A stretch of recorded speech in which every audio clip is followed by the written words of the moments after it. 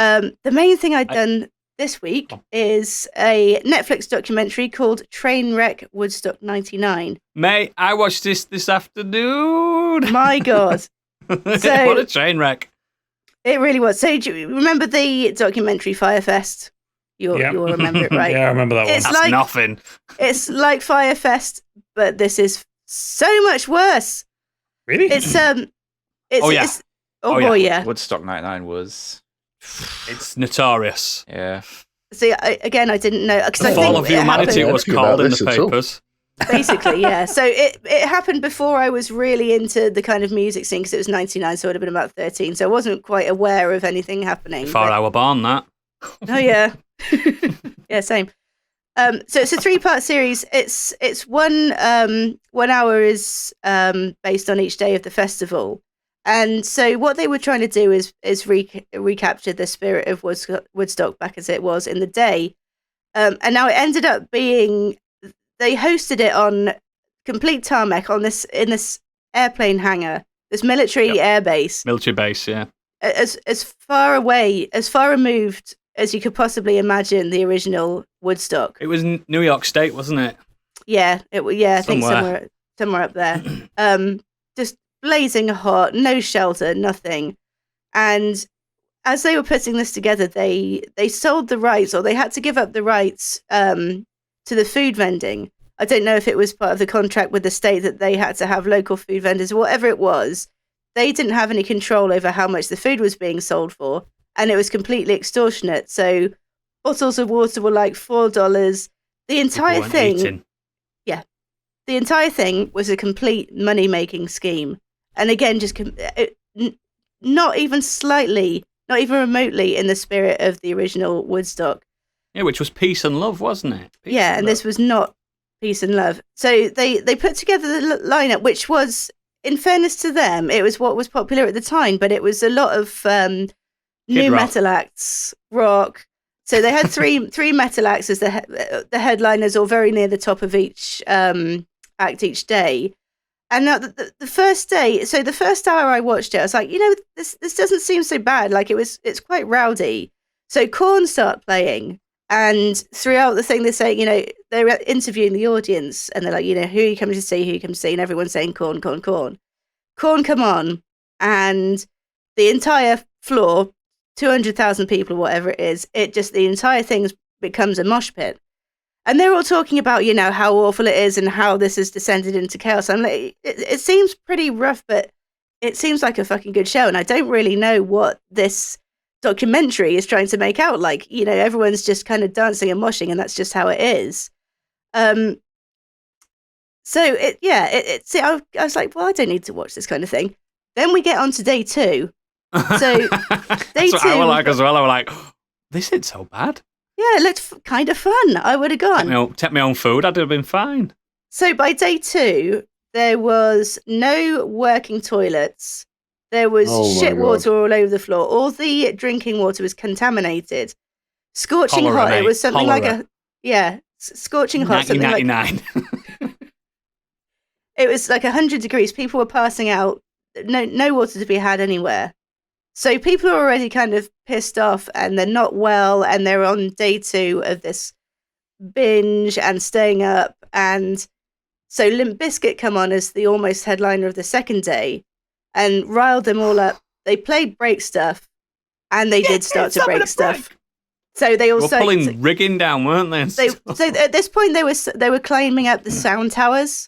And they're sort of desperately radioing to the main office, like, kids are coming up, we don't know what to do. And they basically got them surrounded. And they blamed Fred Durst as well. They were like, well, what we didn't count on was that Fred Durst is an arsehole. Fred Durst, yes, is an arsehole. But Fred Durst was putting on a Limp Bizkit show. It's not, it's not sweetness and light. You're playing break stuff to a bunch of teenagers and tweenagers that are angry and fucked off and hot and haven't had any sleep. They actually likened it to World War Z. Do you know the bit where that's right. zombies are everyone's climbing on each up. other? Yeah. Imagine being on sound tower going, no, we're going to die. Fuck that Woodstock. Shit. Absolutely. Would you want to be around that many Limp Bizkit fans? I wouldn't want to be around that's all Limp there Bizkit were in back general. that's all there were back in the day, Limp Bizkit fans. So kind of fast forward to that evening, and when all the acts are finished, they have this all-night rave tent. And of course, when you've got all this pent-up energy and stuff, everyone goes to this rave tent that happens all night. And that night, Fatboy Slim was playing. And as he was playing, he sort of notices in the distance these lights, and they commandeered, I don't know if it was an ambulance or if it was like a sort of SUV type truck. I think it was an ambulance. Mm-hmm. And there's kids dancing on it and everything, and they're like, this has to shut down, kind of thing. This can't happen. And then things sort of really take a sort of sinister turn at this point, because they open the ambulance and someone's very obviously been assaulted in there. Yeah. So day 3, they have this. I don't know if it's an impromptu press conference, but a press conference is held. And they completely kind of skim over everything that's gone wrong. And it's very publicly gone wrong as well, because MTV are actually interviewing the audience. And of course, the audience are playing up to it because it's being broadcast live on MTV. But they're also saying, this is shit. We're paying all this money and they're just treating us like animals, basically. And animals are what they were becoming.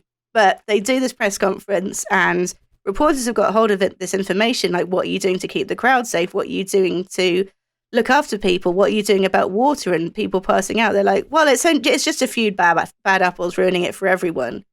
And, you know, it was a few bad apples. It was a lot of bad apples. And it's also a lot of people really pissed off. Yeah. So this press conference ends with the mayor. I think it's the mayor of the state inviting them back with, they were like, this has been a really successful venture. We'll look forward to you coming back next year, thinking, it's the last day. Nothing could possibly go wrong. What could go wrong? Go wrong it did. So again, most vendors at this point were out of stock. And the ones who did have water and stuff, they're charging $12 a bottle. And, people still angry about being ripped off. There were little stumpy bottles of water, weren't there? Yeah, they weren't even the proper ones. And they also, right at the beginning of the festival, they wouldn't allow people to bring in their own crates of water. Like, not even water. No. Like, beer is one thing. No water. They didn't stop them bringing in absolute fuck tons of weed, though, did they? Every single drug under the sun, and some that I haven't even heard of, I imagine. Yeah. So the local authorities had been round and they tested the drinking water that was supposedly available, and where they'd placed it was right outside the bogs that had been leaking, and every single sample that they tested had feces in it. All of it was shit water. Like, people were getting what's called trench mouth, which is as bad as you might think. All your mouth gets cracked up and your tongue dries up. It's disgusting. Yeah, it doesn't bear thinking about. So that evening, they kind of end the show with the Red Hot Chili Peppers. And throughout all the festival, they're saying, there's going to be a secret act at the end of the thing. Prince is coming on, Michael Jackson. The whole crowd was pumped for something special to happen after the Red Hot Chili Peppers were playing. During the Chili's playing, what one of the higher ups in the crew decided to do, without the consent of the fire department or anyone else apparently, was that they handed out something like 100,000 candles so that they could supposedly have this kind of like a mass type thing, like bringing back the spirit of Woodstock. Sigil. Again. The vigil, that's the word I'm looking for, thank you. Vigil, that's it, not sigil. Yeah. Vigil. So sure enough, this fire breaks out, or is set, probably set. The fire brigade refuse to go and see it because they're too scared to go into this crowd, so they don't put the fire out. And multiple fires start breaking out. It became a full-scale riot.